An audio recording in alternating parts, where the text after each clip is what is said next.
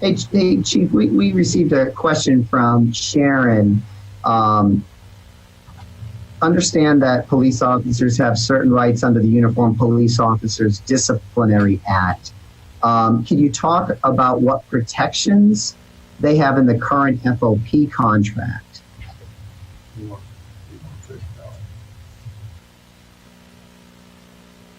As far as the FOP contract, as far as the FOP contract, I mean, UPOTA is going to trump that. We have to follow UPOTA.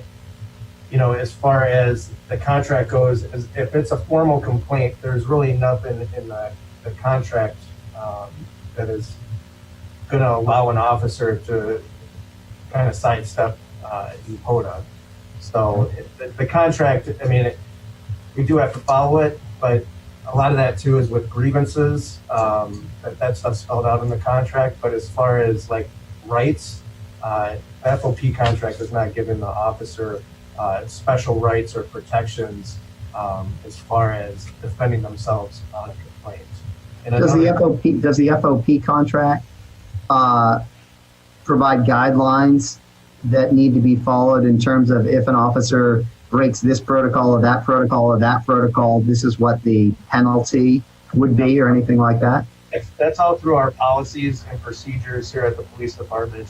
And one other thing too, on a formal complaint, an officer does not have an option not to answer a question. They must answer our questions if it's a formal complaint. So, if they come in here, they're subject to discipline if they choose not to answer questions. And and just for our viewers, I want to be very clear, what's the difference between a formal complaint and a informal complaint, or whatever the opposite of that is?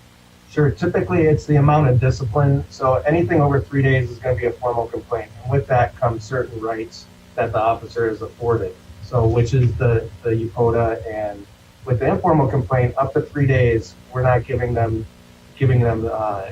their notice of investigation, their rights, and that we basically do the investigation and they're handed discipline.